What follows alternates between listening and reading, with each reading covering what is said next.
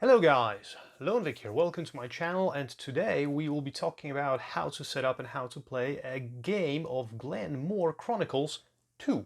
And because this is a huge game, as you were able to see in the video from the unboxing of my game and how to sort all the components and everything, I'll be dealing only, for now, with the raw game without any of the Chronicle expansions. This includes also the Automa expansion from the Highlanders game pack, because I'll make a separate video for it, probably with a gameplay as well. So we'll be talking today about 2, 3, 4 player game variants right now, how to set them up, how to play the game, and hopefully this video will help you figure everything out and go through the game without a hitch if you purchase it. If you like this video, if you want to support the channel, click the like button, hit the subscribe, ring the notification bell, put a comment below this video or any other that you find on my channel and might like. I'll appreciate it a lot. And for now, let's take a look at how to set up Glen Chronicles 2 and then how to play this game for 2, 3, and 4 players. Let's go! Okay, so first we'll be taking care of this game in sections. So this section is the section of the main, let's say, board of the game. This is the Rondel board and this is the clan board, and later on we will move to the section with the player tiles and the village or the player settlement. So what you have to do here in order to set up a game is, after placing those two boards on the table, and mind you that they are double-sided with different graphics on the other side. I won't be flipping them right now, but whichever side you use, they're the same. This is just a stylistic choice for you. After you set up those player boards, you should place all of the resources that you can find in the game somewhere nearby so that every player has an easy reach for them. And those resources include, as you can see on my hand right now, those whiskey casks, wood, crops, cow, sheep, stone, victory points with 4 different numbers, 1, 5, 10, 50. There should be a 3 here somewhere as well. I didn't take it out of the bag apparently. And coins.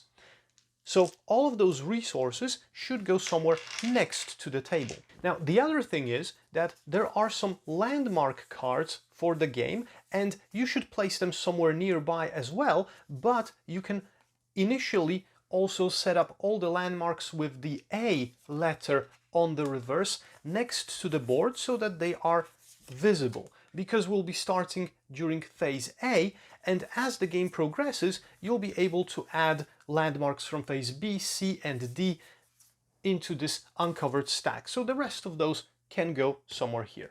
Next, you take 1 Scotsman from each player color, and I'll be playing a 2-player game here, or setting up a 2-player game, so I've got 1 yellow and 1 blue Scotsman. You shuffle them up in your hand and you place them randomly on the rondel, one after another. So whichever area you cover first, it doesn't really matter. So let's put the first one here and the second one here. And the choice, this random choice of which Scotsman goes where in a chain, determines which player is going to be the first player, because the first player is going to be always the last player going clockwise around those arrows. And if it's a 2-player game, you need this die which you place in front of the Scotsman who's most ahead. In 3 and 4-player games, you don't need this die, but it helps making the game quicker. It's an optional thing that you can do. So if you want a quicker game, you can add the die always, and if you want a longer game for 3 or 4 players, you don't need the die at all. The player who is furthest back receives 5 coins from the general supply, and the player who is in front of him receives, in this case, 6, and later 7 and 8 coins if you are playing a 3 or 4-player game. So 5, 6, if this would be a 3rd player, 7, and if this would be a 4th player, 8 coins then. Next, you take the tiles that you have with the game, and you take the stack of 8 tiles, you shuffle it up, and you place it on the A space on the rondel board. You do the same with the stack numbered, labeled B.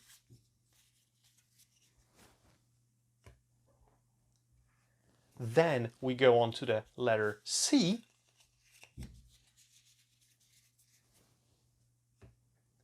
And there is also the stack with the letter D on top, but with this stack you also have this World's End tile, which is also a D, and you should place it somewhere in the middle of the D stack. This is going to trigger the end game. Now, if you want a faster game, you can place this end of the world tile somewhere near the top of the D pile, but that's not really recommendable as there are a lot of powerful tiles in the D stack that might aid you in scoring the final points. After this, you should find those 5 tiles with the S letter on the reverse. Those are the starting tiles. You shuffle them up and you place them one by one in front of the player who is most ahead, thus starting the rondel.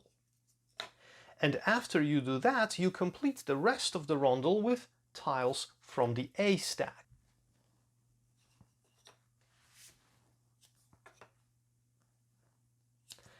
Mind you that at this point you should leave the space behind the player who is last in line empty, and this will be continued, this trend will be continued throughout the game. If you are playing a 2 or 3 player game, you should place 1 coin in each of the number 1 spaces in the market square over here, and if you are playing a 4 player game, those coins should not be here. There is also this tile with David Hume, which should be placed on top of the clan board over here, and you also have those 4 reminder tiles for clan abilities, and you should locate the appropriate clans and place those tiles on top. Like so. Okay, and this concludes the setup for the main boards. Now we can go on to looking at how to set up the game for each individual player.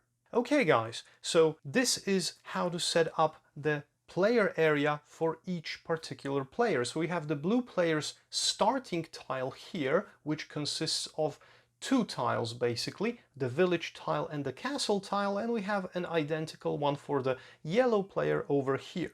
Now, each player should place the coins that they got in the beginning of the game somewhere nearby. So remember that the blue player had 5 and the yellow player had 6. They should place 1 meeple of their color in their village, 1 Scotsman of their color in their village, and they should also receive all of their remaining Scotsmen and all of their clan markers. There you go. And this is it for the initial player setup for the game. Okay, so after we have the players set up already, we can start with the game. And how this looks is that every turn, the player who is last in line, so the player ahead of this empty space, will be able to move ahead on the rondel as many areas as they want onto any of those tiles. And once the player, so for example this time the blue player is the starting player, once a player moves on the tile, for example this one, they collect it for themselves into their village.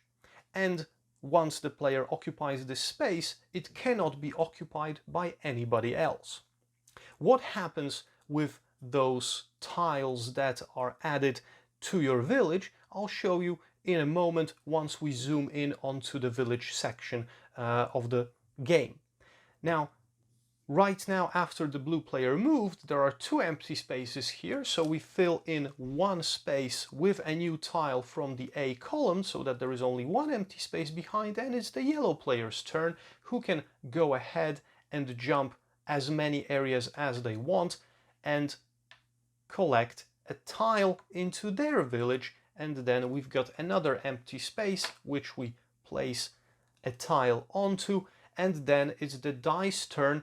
The dice turn if we are playing a 2-player game or if you're using the die in 3 or 4 player games. And what happens here is that the die is simply rolled and it moves 1 area ahead of the leading player. So in this case the die would move here and this tile would get discarded. So the discarded tiles should go somewhere outside of the play area, because sometimes you can collect tiles from the discard pile. Some abilities allow that. And this die is here just to speed things up, just to take some more tiles away and make those stacks go down faster. Now, the only thing that the die cannot do is when the die lands on a tile which has a Chronicle icon. So you could see those in the unboxing video. There are a few Chronicle icons like a hammer or a cask or a cook's hat or something like that. Then the die moves one tile further, because the die cannot remove Chronicle tiles from the board. These are reserved for the players. Okay.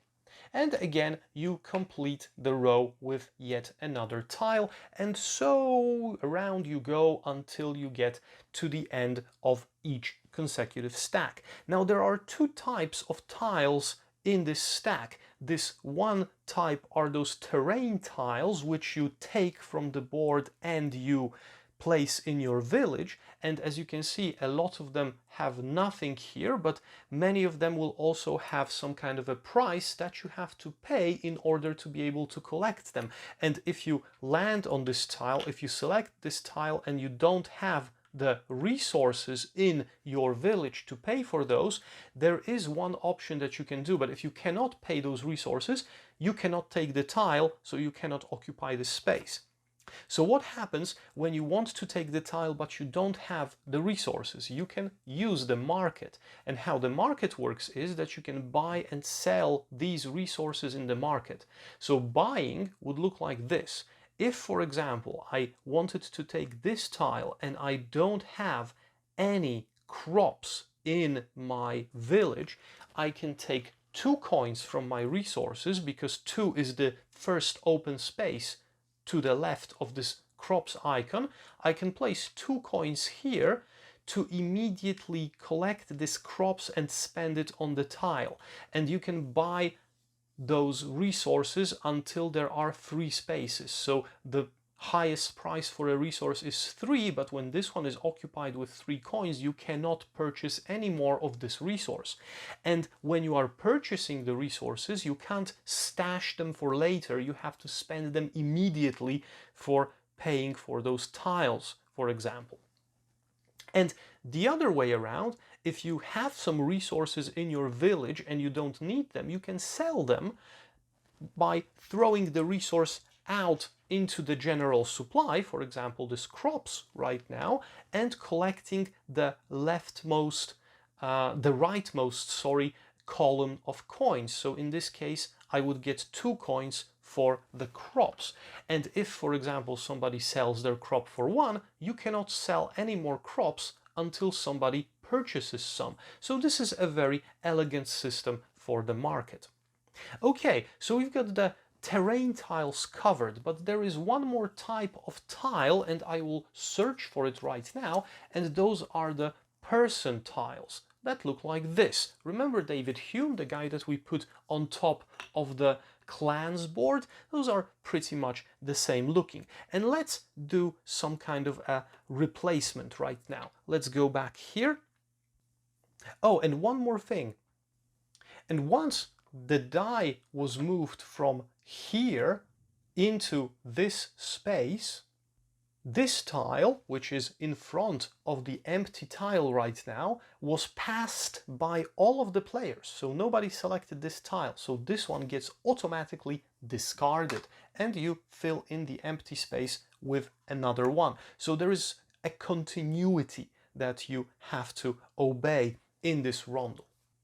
Okay, so once a player decides to select a person tile, for example, because this was the blue player's turn right now and he went here, so you collect the person tile and you don't add it to your village. You add it to a stack somewhere near your village, like some, like the whiskey casks, for example, or your victory points. You collect those separately, and this icon here says that you can occupy 1 space on the clan board right now thanks to collecting this icon. So I'll put it somewhere aside for the player who collected it, and before we go here, let's do all of the actions that we need to do on the rondel. So first, everybody has passed this tile already, so it is discarded, and then we fill the empty spaces so that only one is left on the board. So we've got another person here, and we've got one more tile over here.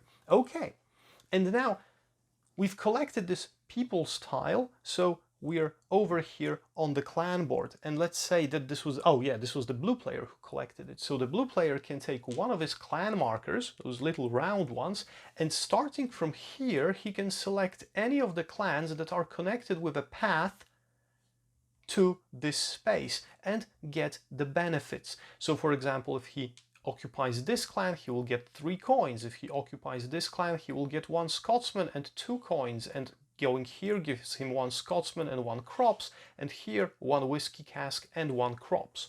So whatever he chooses, he collects the resources, adds them to his pool or to his village, and then another player moves, and so forth and so on. And what happens when another player collects another person, for example? So if hypothetically the yellow player would collect this chief cook, they would be able to move here as well. So they have the option of choosing this, or this space because it's connected to the starting space. They cannot take this clan because it's already occupied, but they can take any clan that's connected to this one, because right now this kind of extends the range of the clans that you can choose from. So the yellow player would be able to go here or here or here. But if there is a coin symbol on the path, this is the required amount of coins you need to pay in order to be able to go to the clan.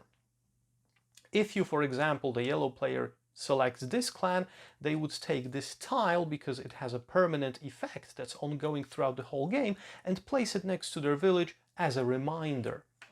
All of those clans are very clearly described in the rulebook, so I won't be going through the abilities of every single one of them. I will only mention to you that if you ever occupy this Mackay clan, the thing that you do is that you collect the David Hume tile and add it to your stack of people tiles.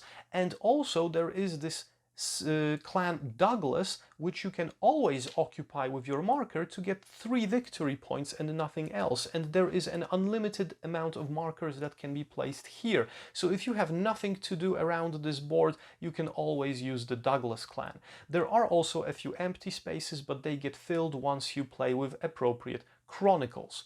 So let's leave it at that the yellow player collected this Macintosh, for example, and he moved here with, just to make the order right, he moved here and collected the chief cook. So right now we've got 1 empty space to fill, and the die would move, and so forth and so on. Okay, so now we are at the villages, and you know what happens on the rondel board already, and you know what happens on the clan board. Let's talk about how we interact with the village and what happens with those terrain tiles that we are collecting from the rondel during the game.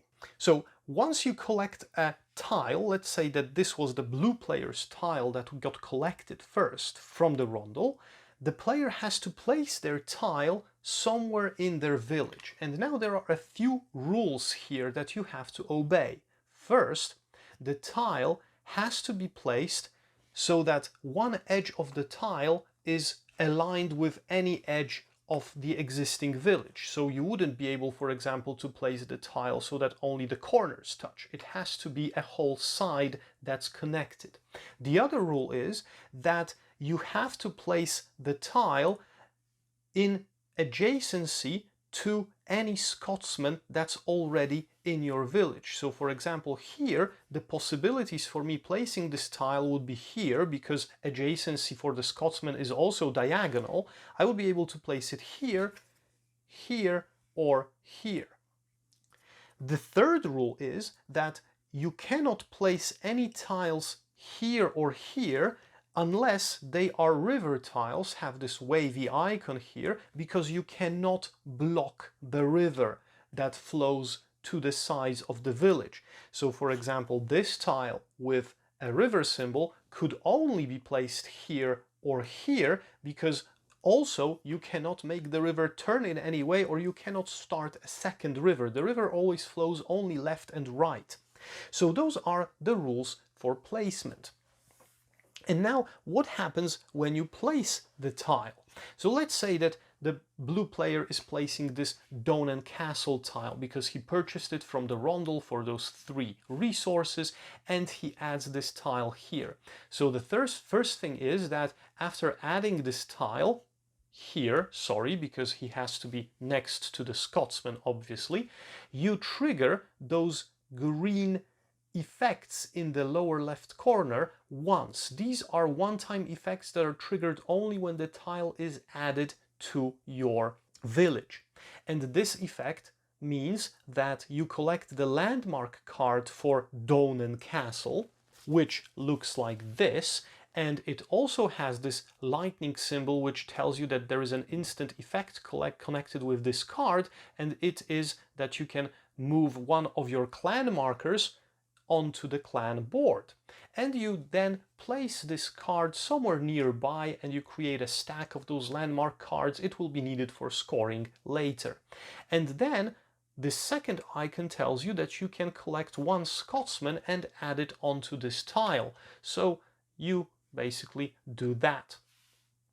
And after you have fulfilled both of those, or triggered both of those effects, you can activate each tile that's neighboring the tile that you have just placed. So in this case, I would be able to activate this tile's effect and also the neighboring tile's effect, which is this one.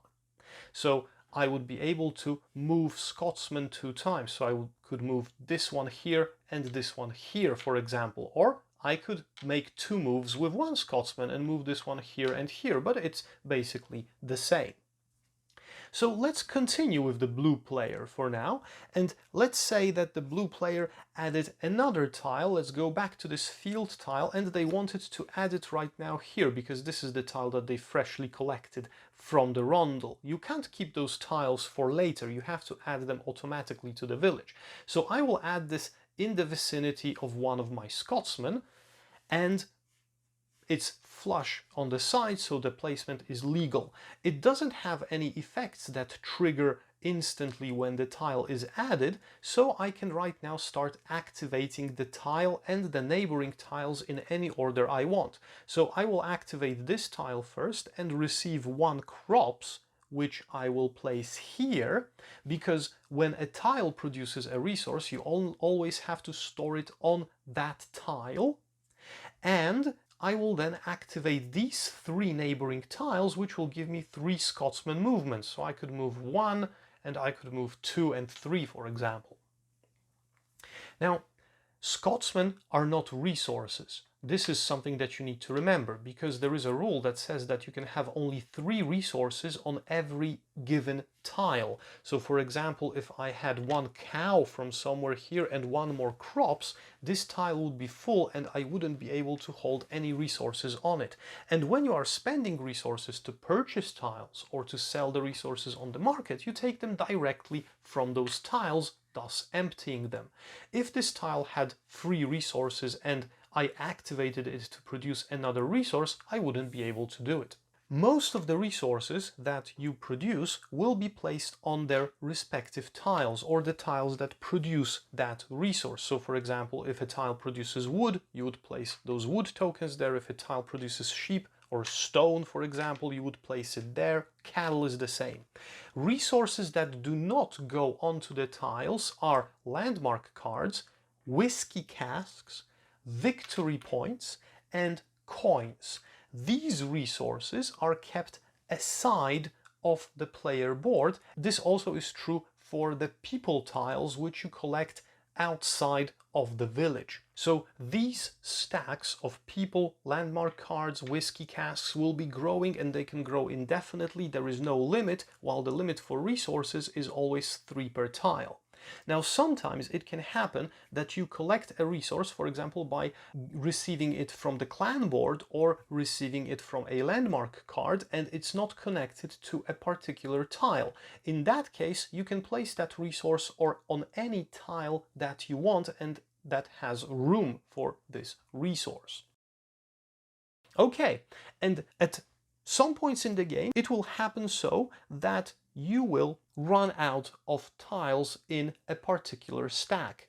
For example, stack A is right now almost completely empty. So if a stack runs out, you trigger the round of scoring between those columns. So what happens during the round of scoring is that you will be scoring those 4 categories in this track. So this happens after A, B, and C stacks get emptied, and after the D stack gets emptied, or not emptied, but after you find the end of the world tile, and where was it here, and place it on the board finally, and every player passes the world's end tile, the game ends.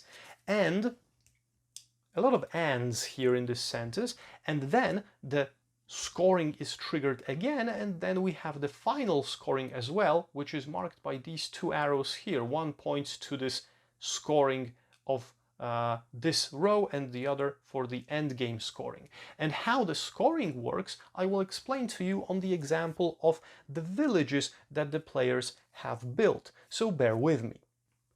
Okay, so now for the scoring round, guys. Let's say that hypothetically this is how a turn finishes for the blue and yellow player after the A stack is cleared. Now this is a very small village right now. It would probably be impossible to finish it like this, but let's imagine that this is so. So the scoring round after each stack is emptied looks as follows.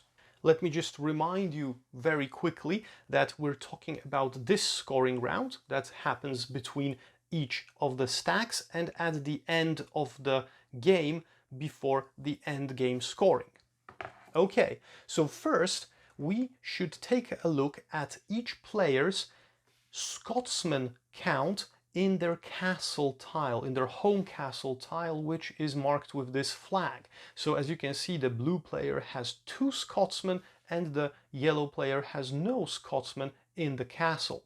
So you take the number of the Scotsmen for the player who has the least of them, in this case it's 0 for the yellow player, and you give victory points for the blue player for having more according to the track. Let me go back here again on the board. So if the blue player had 1 more Scotsman than the yellow player, he would get 1 victory point. If he has 2 more Scotsmen, he gets 2 victory points. 3 more would give him 3. 4 more Scotsmen in the home castle would give him 5 victory points, and 5 or more Scotsmen of advantage over the yellow player would give him 8. So each player always compares to the player who has the least in each given category. So in this case, the blue player would get 2 victory points. There you go. The next category that you compare is the number of landmark cards, and again, the player who has the fewest, in this case the blue player with 1, is compared to all the others, and all the others get the advantage. So the yellow player has 1 more landmark card, so we give the yellow player 1 victory point. The third category in which you are comparing is the number of whiskey casks, and again the yellow player has the least because he has 0 and the blue player has 3, which according to the track on the game board would give the blue player 3 victory points. So here we are. And the last category that you are comparing are the people tiles that you set aside once you collect them from the rondel and you make your move on the clan board. And in this case the blue player has the fewest because he has only 1, and the yellow player has 2, but the yellow player also has the David Hume tile, which doesn't allow you to move on the clan board when collected, but it counts as 2 people tiles, as you can see by those 2 icons. So the yellow player in fact has 3 people tiles, so he will get 2 victory points because he has 2 more than the blue player. So that's 1 and that's 2. So this is how scoring looks like between every emptying of the stack. You compare 4 categories: the number of Scotsmen in your home castle, the number of landmark cards, the number of whiskey casks, and the number of people tiles, and you add victory points to the player's pools for having more than the player who has fewest. And this also happens after the D stack is triggering the end game, but additionally to this, the D stack also gives you an end game scoring, which has 2 more things to do. Now, in the endgame scoring, let's leave it as is. Let's say that this is the endgame for some reason, because this is just a clear hypothetical. So during the endgame, you score the normal conditions, so the 4 that I've just mentioned, and then you also count up all of the tiles in each player's village. So yellow player has 3 and the blue player has 4 right now, and you compare to the player who has the smallest village, so to the yellow player in this case, and for each tile more that the other players have, they lose 3 victory points. So in this case, if the yellow player has only 3 tiles and the blue player has 4 at the end of the game, the blue player would lose 3 victory points because he has 1 more tile than the yellow player. And after that, you give 1 victory point to each player for each coin that they have collected at the end of the game. And once this is done, you tally up the victory points and you see who is the winner. Okay guys, so this is it for Glen Chronicles, the base rules for the game. And if you want to find out how to play a solo game, look for my video hopefully very soon where I'll be discussing the Automa expansion, or the Automa Chronicle that comes in with the Highland Games expansion, probably doing a gameplay of this. If you have any questions, or if I maybe forgot anything or made a mistake anywhere in the video, write it out in the comments. You can also check out the Klingon subtitles for the video. There are, if I made any mistakes, I will put them there in those subtitles. For now, thank you very much for watching. My name was Lone Vic. This was Glen Chronicles 2, how to set up and play the game for 2 players with the basic rules. If you like this video, help out the channel by clicking the like button, hitting the subscribe and ringing the notification bell, and check out all my other videos on this channel and also the new ones. See you soon. Have a great day. Bye bye.